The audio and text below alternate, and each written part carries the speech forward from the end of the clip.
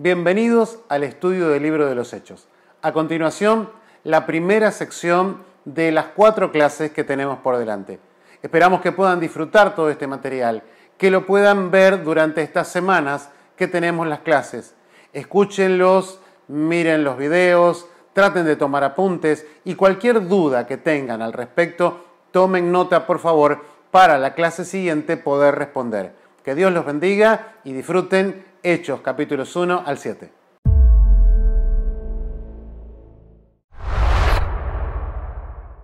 Bienvenidos entonces al estudio del libro de los Hechos, la primera sección. Nos vamos a encontrar aquí con el título del libro, o sea, cómo lo podemos ubicar, reconocer y encontrar a lo largo de los siglos. El título nosotros lo vamos a poder analizar de la siguiente forma. Originalmente el libro carecía de título. Sin embargo, desde mediados del siglo II después de Cristo, ha sido conocido como los Hechos de los Apóstoles. Es probable que este título se sugiera porque en el primer capítulo se dan los nombres de los apóstoles, 1:13. A pesar de esto, vemos que no se vuelve a nombrar a la mayoría de ellos, y algunos solo son mencionados de paso. En realidad, el Espíritu Santo se destaca más que los apóstoles. Después del derramamiento del Espíritu, 2:4, se menciona al Espíritu en total más de 50 veces. Por este motivo, muchos han sugerido un título como Los Hechos del Espíritu Santo. En algunos comentarios lo podemos encontrar de esa forma. La obra continuada del Espíritu Santo o la obra del Espíritu Santo a través de los apóstoles. Pasamos al siguiente ítem, que es la paternidad literaria, o sea, quién ha escrito este libro, a quién se le atribuye la autoría de este material. Aunque el libro de los Hechos no menciona el nombre de su autor, es evidente que es Lucas. Hechos 1:1 se refiere al mismo Teófilo que aparece en Lucas 1, del 1 al 4. Lo que encontramos en los Hechos es la continuación del Evangelio según Lucas, aunque este Evangelio tampoco nombra a su autor. Sin embargo, hay suficientes evidencias para poder relacionar tanto el Evangelio como los Hechos con la persona a la que Pablo llama el médico amado, Colosenses 4:14. Una evidencia importante sobre la paternidad literaria de Lucas son los pasajes en nosotros de Hechos. 16, 10 al 17, 25 a 21, 18 y 27:1 a 28:16. En estos pasajes el autor indica que se hallaba con Pablo en algunos momentos del segundo y el tercer viaje misionero, y también en el viaje a Roma. Por tanto, hay partes del libro de los Hechos de los cuales Lucas fue testigo ocular. La fecha del libro la podemos ubicar de la siguiente forma. Puesto que los Hechos nos llevan hasta la primera prisión de Pablo en Roma en los años 60 y 61 de esta fecha más temprana en que el libro pudo ser escrito. En el año 64, después de Cristo, tuvo lugar el incendio de Roma y Nerón comenzó a perseguir a los cristianos. Esto obró un cambio completo en las relaciones entre cristianos y el imperio. Por este motivo, la fecha más tardía en que pueden haber sido escritos los Hechos es alrededor del 63 después de Cristo. Tenemos en este libro el relato sobre la primera generación de creyentes, los primeros 30 años de crecimiento de la iglesia que comenzó en el día de Pentecostés, el año 33 de la era cristiana. Es decir, el libro nos relata aproximadamente 30 años de iglesia. Lucas entonces escribe tanto el Evangelio como el libro de los Hechos. El tema de este libro, el tema que vamos a estudiar durante estas semanas, estos días de clase, vamos a analizar la obra del Espíritu Santo. Con toda claridad vemos que el libro de los Hechos es un libro de la iglesia, que nos da importantes enseñanzas sobre su naturaleza, crecimiento, vida y razón de ser. Jesús es la figura central del libro de los Hechos, como lo es también en los Evangelios y las Epístolas. Los libros se complementan mutuamente y lo exaltan a Él. Hechos muestra que toda la vida de la Iglesia continuaba girando en torno al Cristo viviente. Algo más que debemos tener en cuenta es que el libro de los Hechos no tiene una conclusión formal. Es decir, relata los 30 años de la Iglesia, pero no tiene un cierre. La Iglesia continúa hoy actualmente en el libro de los Hechos. Aquí tenemos un mapa del Imperio Romano del siglo I. Todo lo que ustedes pueden ver en colores es lo que pertenecía al Imperio Romano en la época en que va a dar inicio la iglesia primitiva.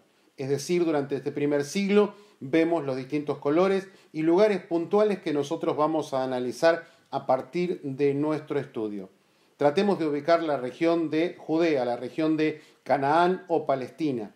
Ubiquen allí en el mapa y vamos ahora con un acercamiento a encontrarnos más profundamente con esta iglesia primitiva y los primeros viajes que también nosotros estudiaremos en esta sección. Ubiquen allí Jerusalén, en la región de Judea, Damasco, Fenicia. Fíjense en la región de Asia Menor, que es Frigia, Capadocia, Galacia, y también las regiones de Tracia, Macedonia y Acaya, donde el apóstol Pablo hizo los viajes. Toda esta sección va a ser inundada del Evangelio durante los primeros años de la iglesia. Uno de los hombres más importantes en este trabajo justamente fue el apóstol Pablo. La iglesia necesitaba extenderse, la iglesia necesitaba crecer y algunos de esos hombres lograron entender el mensaje del Evangelio. Nosotros a continuación podremos estudiar el mensaje central del libro. El versículo clave de nuestro estudio, aconsejamos aprender de memoria este texto, es el siguiente, Hechos 1:8.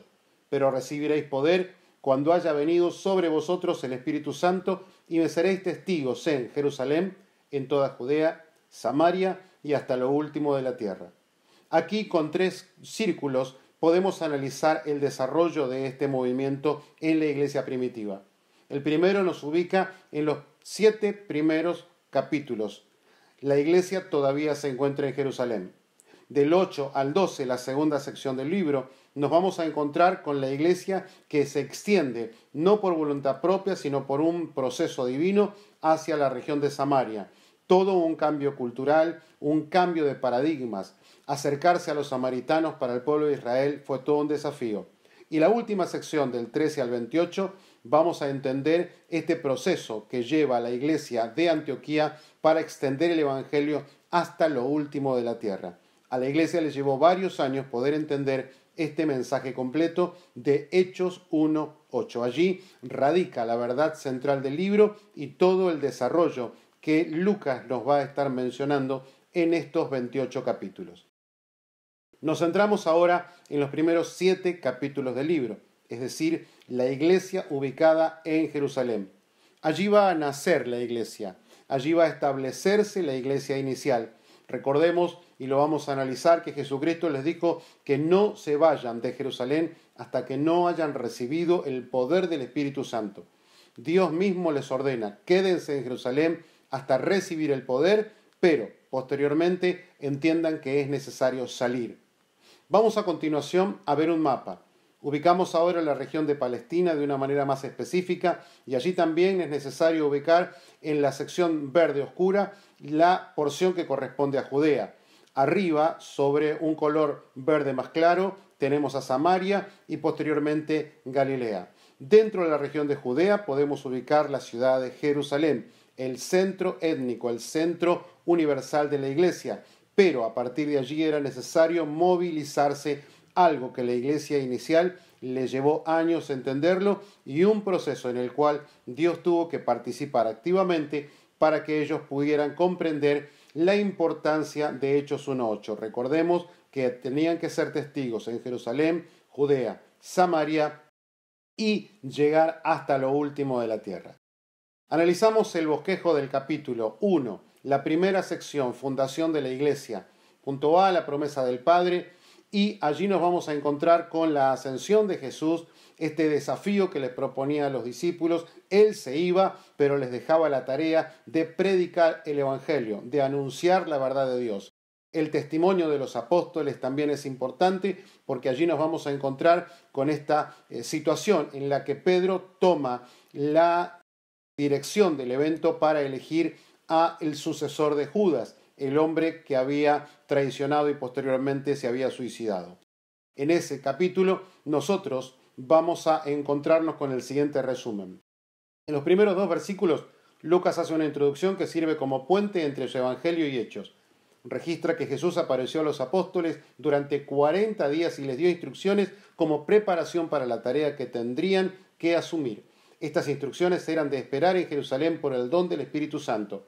Los discípulos preguntaron a Jesús ¿cuándo restaurará el reino de Israel? Jesús les responde que el Padre sabe el tiempo y la fecha para el establecimiento del reino, y que ellos recibirán poder para ser testigos suyos desde Jerusalén hasta los confines de la tierra. Jesús asciende mientras los apóstoles le miran. Entonces 2 ángeles les anuncian que Jesús volverá en la misma forma en que ascendió. Desde el Monte de los Olivos los apóstoles regresan a Jerusalén, se reúnen en un aposento alto y demuestran unidad en orar constantemente unidos junto con algunas mujeres, María, la madre de Jesús, y los hermanos de Jesús. Pedro se dirige a un grupo de 120 creyentes y les habla del cumplimiento de las Escrituras con respecto a Judas. Les declara la necesidad de elegir a alguien para llenar la vacante y reunir los requisitos del apostolado. El grupo propone 2 nombres de oración y entre ellos se elige a Matías. Pasamos a analizar ahora los personajes que se van a encontrar en este capítulo 1 del libro de los Hechos. El primero que nos vamos a encontrar es Teófilo. Se cree que era una persona que ocupaba alguna posición oficial a quien Lucas quiso influir a favor del Evangelio. Él le dedica tanto el Evangelio como este libro de los Hechos. Algunos se refieren a que posiblemente haya sido un hombre de importancia financiera, política o aún un amo anterior de Lucas. El siguiente personaje importante es Pedro, Simón, nombre de Pedro que significa piedra. Fue hermano de Andrés e hijo de Jonás, natural de Betsaida. Se le presenta como tosco pescador. Se le menciona más veces que a cualquier otro personaje del Nuevo Testamento, aparte de Jesús. Estaba casado y fue uno de los 12 discípulos. En los Hechos de los Apóstoles es el personaje sobresaliente y líder apostólico en la primera parte del libro, capítulos 1 al 12. Habló ante los discípulos respecto a quién debía sustituir a Judas y predicó a la multitud en Pentecostés, Hechos 2. Fue un instrumento de muchas curaciones, Hechos 3, y conversiones a Cristo, capítulo 4. Hasta resucitó a una mujer, Dorcas. Tuvo la valentía de predicar a los gentiles en la casa de Cornelio. Influyó en el Evangelio de Marcos. En efecto, narró la historia que Marcos transcribió en su Evangelio. Es el autor de Primera de Pedro y, según la tradición, Segunda de Pedro también. Cuando Herodes estuvo a punto de quitarle la vida, escapó mediante la intervención de Dios, y no se vuelve a mencionar en los Hechos, sino hasta el capítulo 15.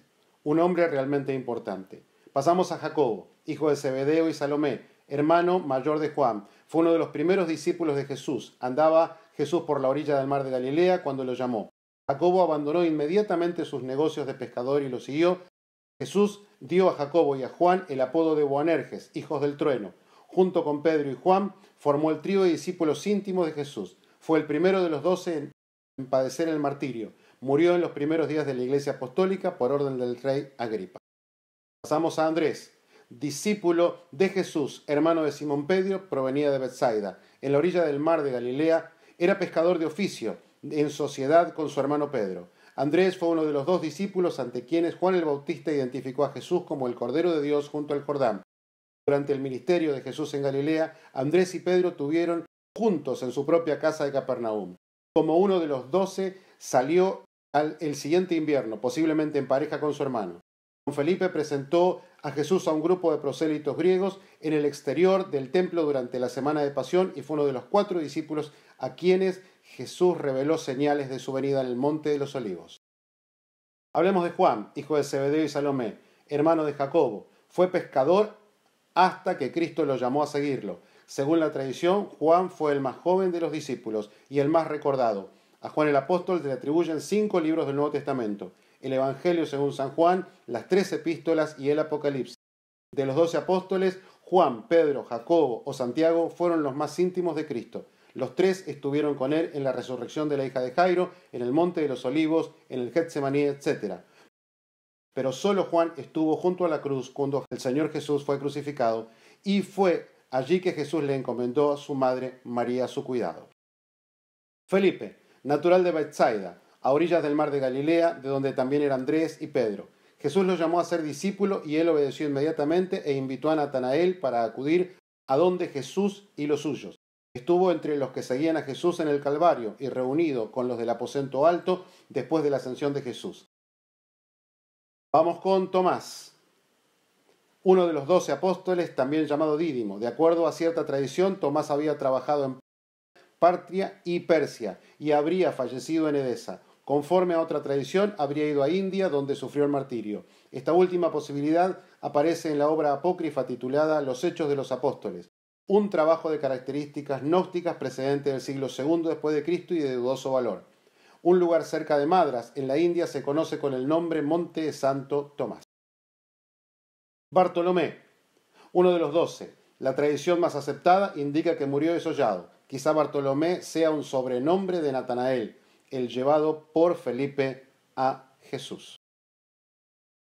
Hasta aquí tenemos algunos de los discípulos que acompañaron a Jesús durante su ministerio. Otro de los hombres importantes, Mateo o Leví, se destaca primordialmente como autor del evangelio que lleva su nombre. Fue hijo de Alfeo y vivió en Capernaum, donde fue recolector de impuestos en la aduana local. Aunque publicano, Mateo no era tan opulento como los publicanos romanos que subarrendaban la recolección de impuestos. No hay en el Nuevo Testamento ninguna otra mención directa a Mateo, excepto en la lista de los apóstoles en Lucas 6:15. Se cree que Mateo predicó en Judea alrededor de 12 a 15 años. El siguiente hombre es Jacobo, hijo de Alfeo y María, que algunos suponen hermana de la madre de Jesús, según lo cual Jacobo sería primo de Jesús. Jacobo fue uno de los 12 apóstoles. Fue llamado Santiago el Menor o el Pequeño, quizá porque fuera de baja estatura. Jacobo tenía hermanos, pero no se sabe de fijo cuántos ni quiénes eran. Simón, el cananista o celote, o cananeo, según la versión bíblica, uno de los discípulos de Jesús. La Biblia no dice nada más acerca de él, fuera de contarlo entre los 12. Según la tradición, habría trabajado en el norte de África y habría sufrido el martirio en Palestina durante el reinado de Domiciano, uno de los perseguidores de la iglesia. Judas, uno de los apóstoles, hermano de Jacobo. Aparentemente se trata del mismo que le veo por sobrenombre Tadeo. El siguiente hombre es José, Barsabás, o quizás hijo de Sabás, sobrenombre de José y de Judas. Pudo haber sido hermano de Judas, que tenía por sobrenombre Barsabás. Vamos conociendo los nombres y repasando los personajes que acompañaron a Jesús durante los 3 años de ministerio. El último, incluido después de la elección, ya cuando hay que suceder a Judas, es Matías, forma abreviada de Matití o Matatías, nombre corriente desde la época macabea. Es el sucesor de Judas Iscariote cuando éste abandonó a los 12 discípulos. Regresamos ahora a analizar el bosquejo para entender el capítulo 2. Allí nos vamos a encontrar con que la iglesia es reconocida y recibe poder. Es la llegada del Espíritu Santo, la manifestación en el día de Pentecostés. Pedro predica a la multitud y los resultados son miles de personas convertidas, además de una comunidad creciente y pujante que está acostumbrada a compartir, a amar y a mostrar el amor de Dios al tener todas las cosas en común. Dedicaron gran parte de su tiempo a la predicación, a la enseñanza y a compartir en las casas de los nuevos convertidos. La iglesia crece de 120 a miles de personas. El resumen del capítulo 2. Manifestado por señales visibles y audibles, el Espíritu Santo es derramado en el día de Pentecostés. Llena a las personas que se encuentran reunidas y las hace hablar en otros idiomas. Numerosos judíos piadosos de muchas naciones permanecen en Jerusalén, oyen el ruido del viento y se reúnen y escuchan a los galileos hablándole en sus propios idiomas nativos. Algunos han venido del este, Partia, Media, Elam y Mesopotamia, otros de Asia Menor y de África, y aún otros son visitantes de Roma. Esta gente no sale de su asombro y preguntan qué significa este fenómeno. Algunos burladores declaran que los apóstoles están borrachos, pero Pedro se dirige a la multitud y rebate a los burladores. Dice que se ha cumplido la profecía de Joel respecto a la venida del Espíritu Santo.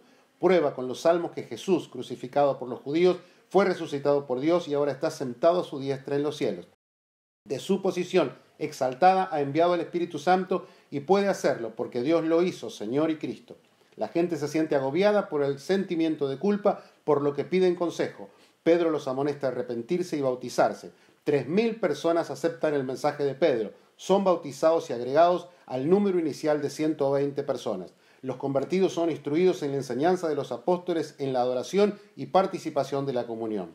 Comparten todo lo que tienen como testimonio de su fe. Pasamos al capítulo 3, el primer milagro que va a ver la iglesia a través de las manos de Pedro y Juan, cuando se acercan y sanan a un hombre cojo, mendigo o inválido.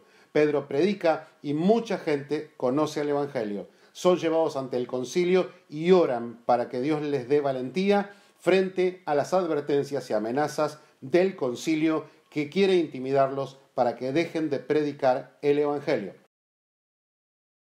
El resumen del capítulo 3 nos dice: Pedro y Juan van juntos al templo a la hora fijada para la oración. Allí en la puerta llamada La Hermosa, Pedro sana a un paralítico. La multitud queda atónita y se reúne en torno de los apóstoles y del hombre sanado. Pedro aprovecha la oportunidad y predica un sermón. Dice al gentío que él no tiene ningún poder en él mismo de sanar, pero que el hombre fue sanado en el nombre de Jesucristo. Les recuerda que ellos mataron a Jesús, pero que Dios lo levantó de la muerte. Los consuela y los amonesta a arrepentirse para que sean perdonados y reciban a Cristo. Les instruye en las profecías del Antiguo Testamento a través de tomar el ejemplo del testimonio de Moisés.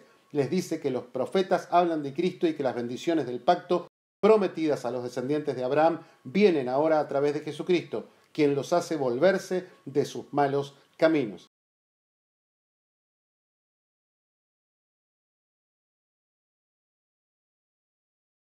Este es el resultado de la prédica y los posibles conflictos que le va a generar el milagro a la iglesia. Analicemos el capítulo 4. Allí, además de esta obra milagrosa, nos encontramos con que son llevados ante el concilio. Quieren intimidarlos para que dejen de predicar el Evangelio. Las autoridades están celosas, envidiosas, enojadas con los líderes de la iglesia naciente porque la fama de ellos está de alguna manera dejando de lado la autoridad que ellos pretendieron tener como fariseos, saduceos y sacerdotes. El resumen del capítulo 4 es el siguiente. Pedro y Juan son arrestados, pasan una noche en la cárcel y al siguiente día comparecen ante el Sanedrín. Los gobernantes ancianos y maestros de la ley se reúnen para interrogarlos acerca de la sanidad que ellos han efectuado el día anterior. Lleno del Espíritu Santo, Pedro se dirige valientemente a ellos y les informa que la sanidad ocurrió por un acto de buena voluntad en el nombre de Jesús de Nazaret.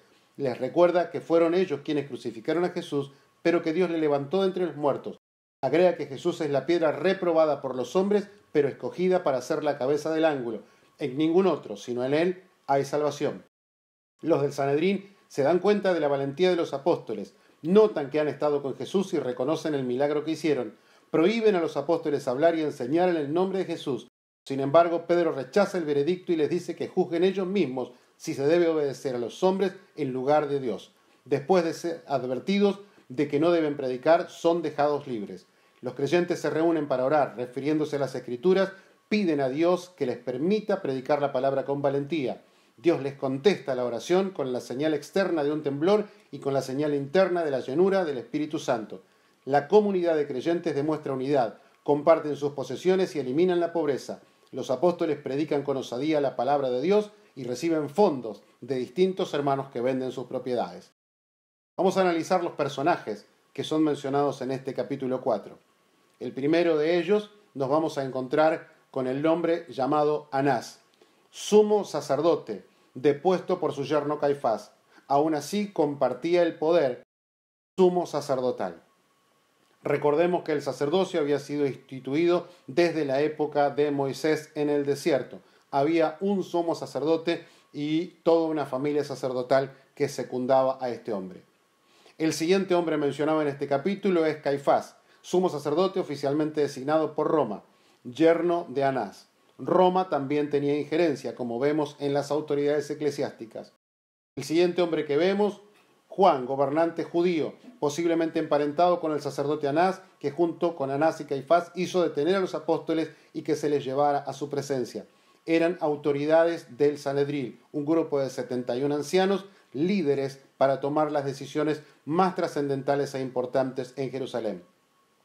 Alejandro, miembro de la familia sacerdotal, desconocido aparte de esta referencia en los Hechos. Herodes, un líder político, Herodes el tetrarca, que llevaba el nombre distintivo de Antipas, era el hijo menor de Herodes y Maltase, y heredó 2 porciones del reino de su padre, correspondientes a Galilea y Perea. En los evangelios ocupa un lugar prominente, principalmente por su participación en el encarcelamiento y ejecución de Juan el Bautista, y por su breve encuentro con Jesús cuando éste le fue enviado por Pilato para ser juzgado.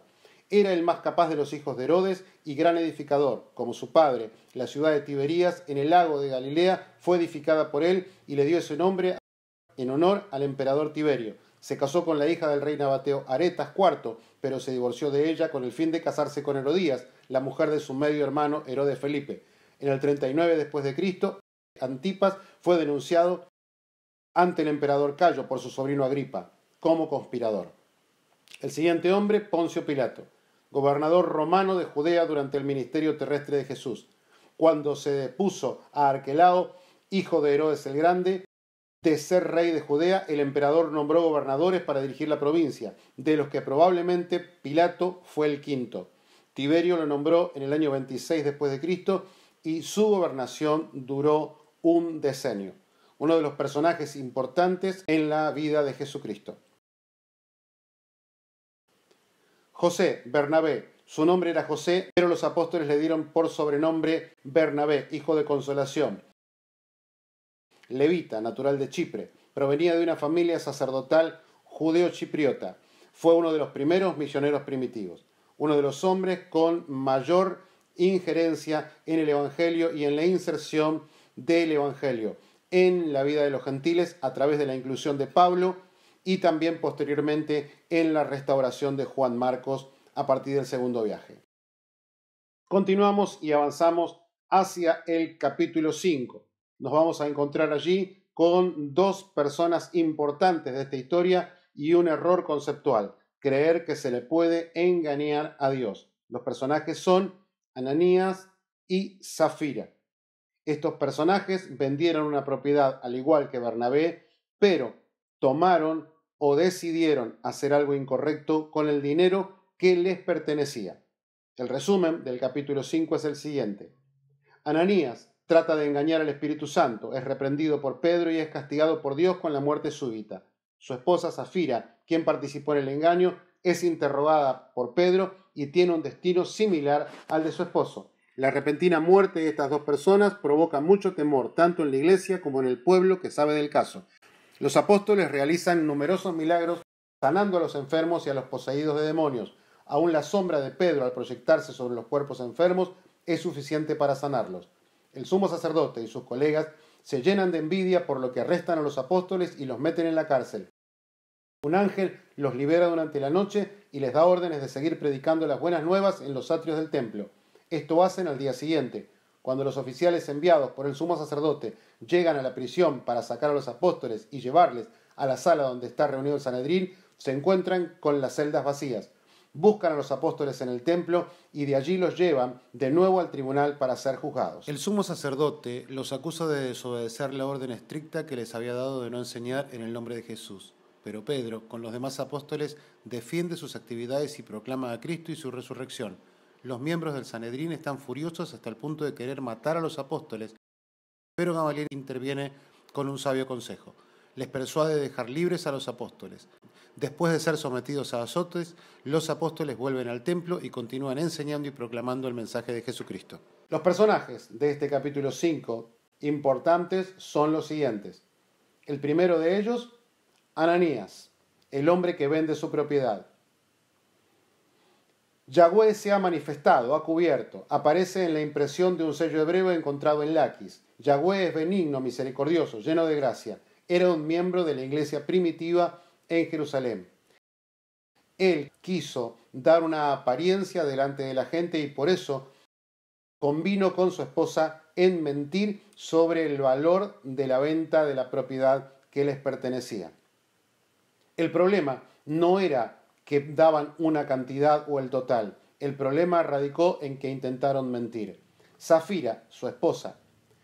El nombre aparece en osarios griegos y Aram descubiertos en la cercanía de Jerusalén, un miembro de la iglesia primitiva de Jerusalén. Ella sufrió las mismas consecuencias que su esposo, aun cuando Pedro le dio la oportunidad de encontrar una respuesta satisfactoria. Ella decidió mentir y esa mentira fue la causante de esta muerte súbita para este matrimonio. El siguiente hombre, Gamaliel, doctor de la ley y miembro del Sanedrín, se lo tenía en alta estima, tan alta que se lo designó Rabán, maestro, título más elevado que rabino, mi maestro. La Mishnah dice, desde que murió Rabán Gamaliel, el mayor, ya no ha habido más reverencia por la ley y la pureza y la abstinencia desaparecieron al mismo tiempo. Recordemos que Gamaliel fue el maestro donde estudió Saulo, posteriormente llamado el apóstol Pablo. El siguiente hombre que estudiamos es Teudas, rebelde que encabezó una insurrección al mando de 400 hombres poco antes del año 6, en la época de Herodes el Grande.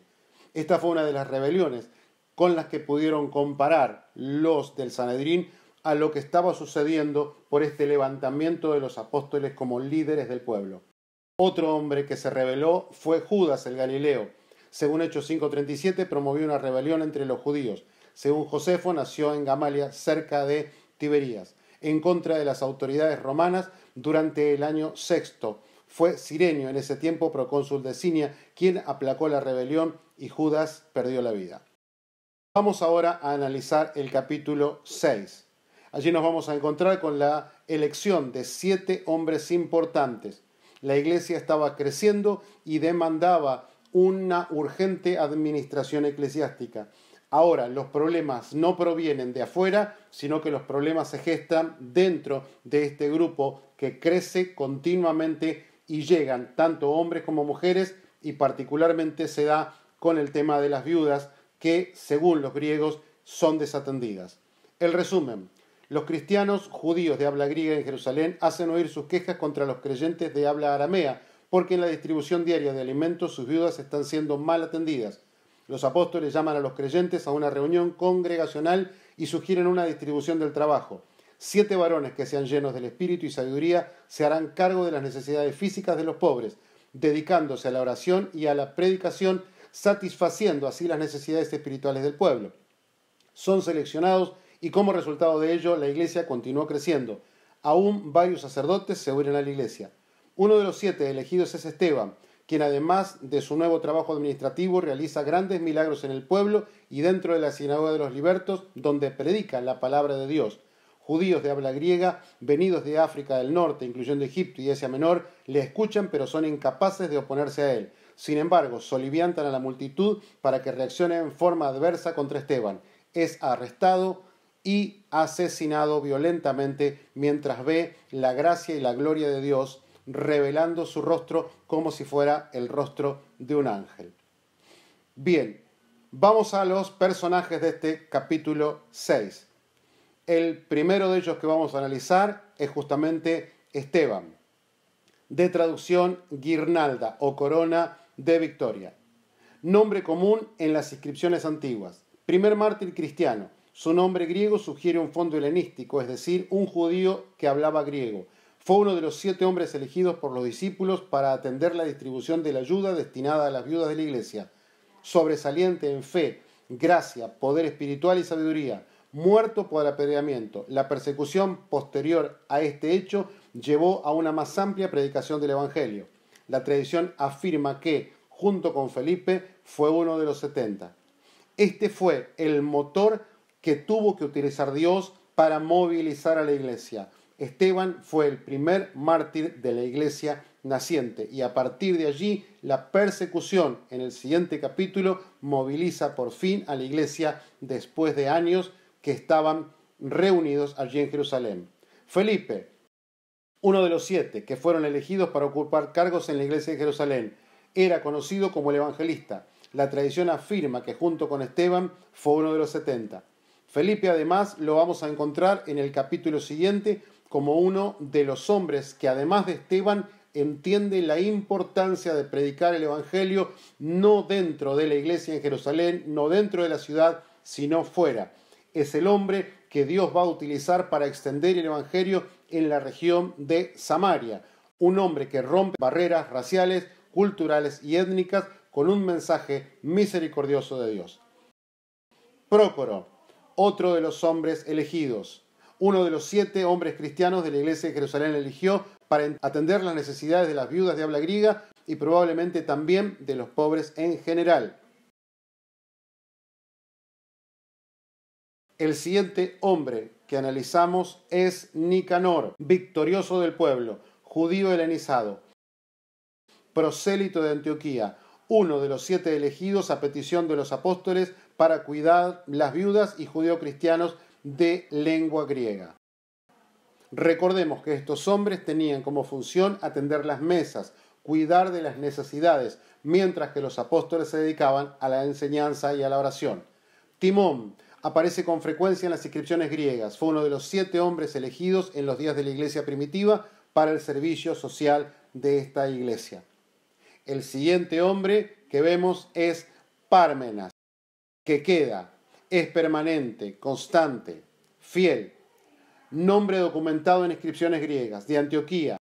Dio supuestamente su nombre a un grupo de la iglesia primitiva que procuró llegar a un acuerdo con el paganismo, a fin de que los cristianos pudiesen tomar parte sin problema de algunas actividades sociales y religiones de esa sociedad. Este fue otro de los elegidos para atender a las viudas. El último, Nicolás, nombre griego que aparece con frecuencia en las inscripciones. De Antioquía le dio, se supone, su nombre a un grupo de la iglesia primitiva que procuró llegar a un acuerdo con el paganismo, a fin de que los cristianos también pudiesen tomar parte de reuniones sociales. Estos 7 fueron los responsables de ocuparse de las tareas sociales que la iglesia naciente estaba demandando. Recordamos, los discípulos tenían que dedicarse a la predicación, a la oración y al estudio de la palabra.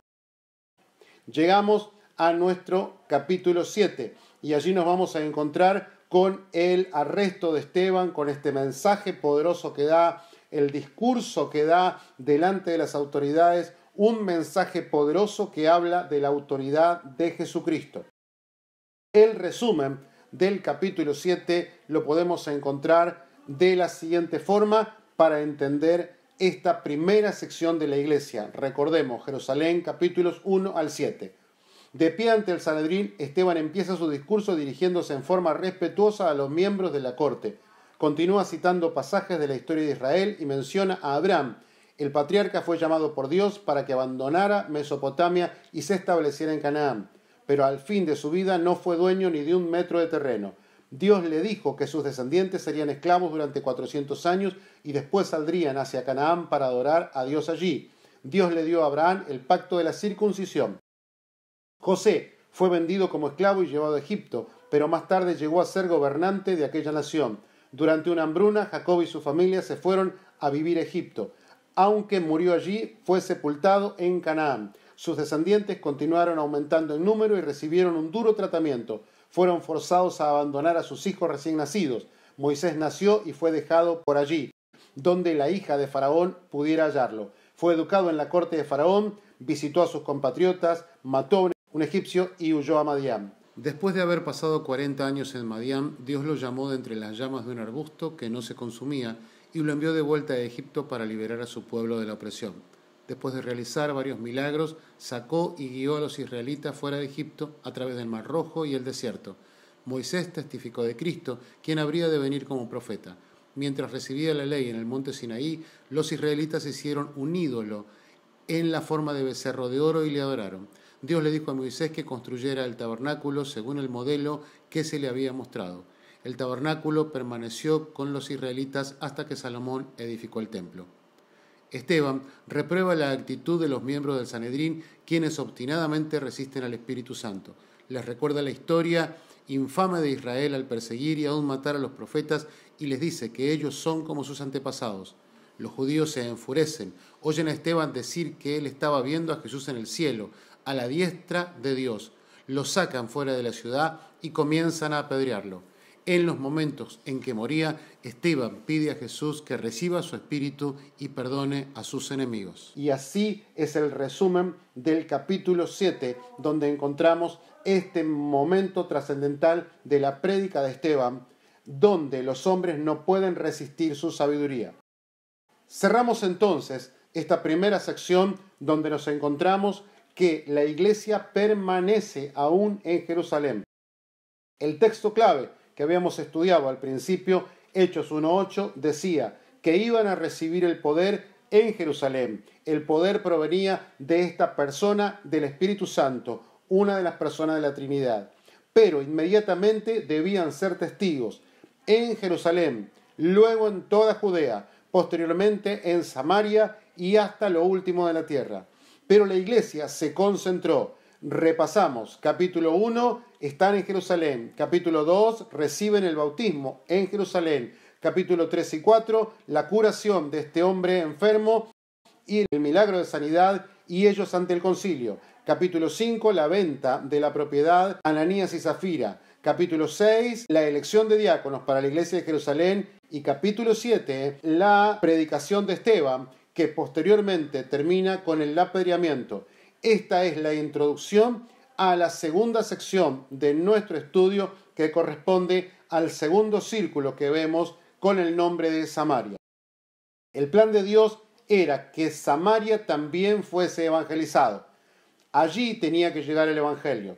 Recordemos que Jesucristo ya había visitado Samaria según el relato de Juan capítulo 4. También había hablado en la parábola del buen samaritano y había enviado a los discípulos a predicar a Samaria. Pero a ellos todavía les costaba mucho vencer esas barreras culturales. Esto era muy difícil porque entre judíos y samaritanos, desde las destrucciones del reino del norte y del sur, tuvieron muchas diferencias y era difícil para ellos este acercamiento. Volvemos al mapa y nos encontramos allí con el siguiente gráfico. Judea y Samaria, podemos ver en las tonalidades de verde, eran tierras contiguas, pero para los judíos era muy difícil acercarse, si bien era simplemente una cantidad de kilómetros o millas. Para ellos fue muy difícil vencer esa barrera y Dios lo hizo a través de la persecución, que es el capítulo que vamos a estudiar posteriormente. Volvemos a nuestro mapa para entender. Ya tenemos ubicada la sección de Jerusalén, la sección allí de la Tierra Santa. Entendamos que el plan de Dios era predicar en todo este mundo conocido el Evangelio. Le había ordenado a la iglesia predicar en Samaria y hasta lo último de la tierra. No pudieron entenderlo en los primeros 7 capítulos. Fue necesaria la persecución, que es el tema de nuestra segunda etapa, de nuestro segundo desarrollo.